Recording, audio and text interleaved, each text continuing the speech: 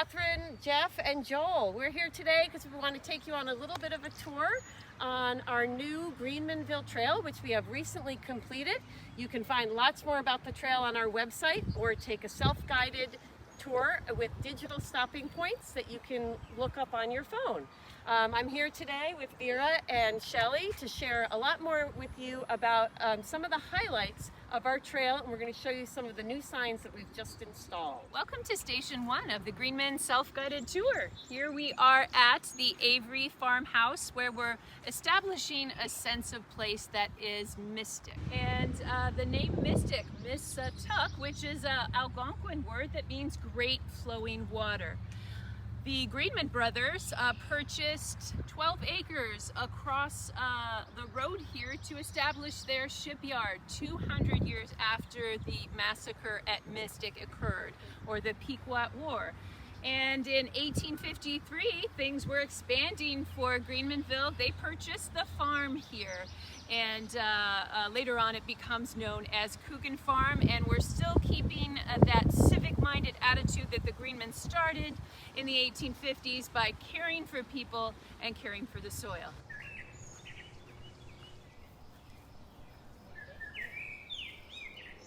Are at Station 2 of the Greenmanville Self-Guided Tour in the Gallup Orchard, or our heirloom orchard. And what is important about this particular location is topography. Topography is very important to the success of a farm and an orchard. And we do know that this is located on the east side of the river and has lots of fertile marshes and forest and good sloping ground and airflow for orchards. So this is a great location. It also has possibility in our investigations of being somewhere the location of some of the original dwellings from the Gallup heritage. Allowed us to reclaim almost 15 acres of this meadow and orchard for habitat rehabilitation and the discovery of over 200 trees of apples and pears, some of them quite old and some quite unique.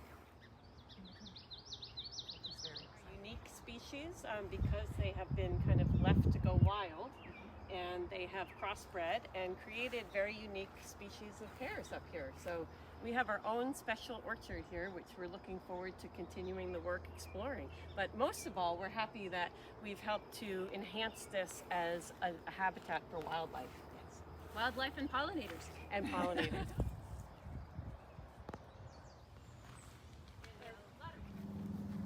And now on the Greenmanville Self-Guided Tour, we're approaching Station 3, which is the Stillman Mansion Foundation. And in 1892, Elizabeth and Thomas Stillman built what you see here behind us. They had purchased this property the year before in 1891, and this was proposed to be 49 rooms and at a cost of between $75,000 and $100,000 at that time. Unfortunately, this is how it remains today. It did not come to fruition as their summer residence. And we know that not too long from when they started it in the 1890s, Elizabeth passed away of pneumonia in 1901, and the next year her husband Thomas sold the property to Walter Morgan. His daughter Clara marries a Coogan, and that's how it became Coogan Farm as we know it today. Friends at the Lord Foundation will remember several years ago when we came to this foundation, we could barely even get close to it, let alone get into it. And thanks to the work that we were able to do through the grant, we were able to completely uncover the foundation and repoint the masonry to stabilize the foundation. And now we're able to use this for educational programs, tours like what you're having today, and also potential special events. A puzzle for them to figure out where these rocks went back and how things were put back together. We did uncover some really great surprises while we were doing this, especially along the window frames. You can find specially cut stones that were specifically designed to be around the windows. And then over here, we found this really interesting spot. We used to think that this was the entrance to the basement. We thought this was a stairway, and we learned that this is actually a coal chute.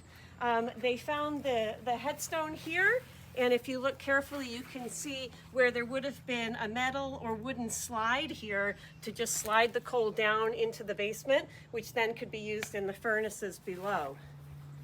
Here, many of these stones had been buried quite deep under soil that had developed over the many years that this was sitting here, covered in invasive plants and trees. Back here, it was all filled with stones, a big pile of rubble. After they uncovered them, they sorted all the stones, and they realized that they had these special cut stones which were cut to create an arch. And this was actually recreated from the stones that they found bottom of the rubble. And there would have been a second arch on that side, although we did not find all of the stones needed to rebuild this.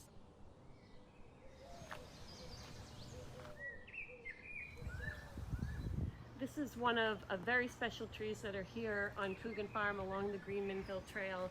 This is an ash tree, and we estimate that this is about 200 years old.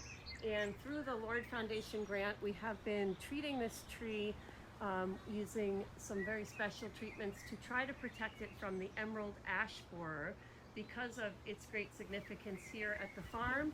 And also, we learned that this tree has a very particular significance to our partners at the Mashantucket Pequot Museum and Research Center. Ash trees are considered a weaving tree and is a sacred tree within their culture. So here's our main sign for the Greenmanville self-guided tour. We've looked at the 3 stations on the farm. It also continues off-site down Greenmanville Avenue by the Mystic River. So you can scan the QR code on this sign or any of the signs and get the rest of the tour on the web, and eventually we'll be completing some signage with our partners at a later date. Great, thank you, Shelley. So we invite you to come here to Coogan Farm and learn more about how nature and heritage meet here on this property which we steward.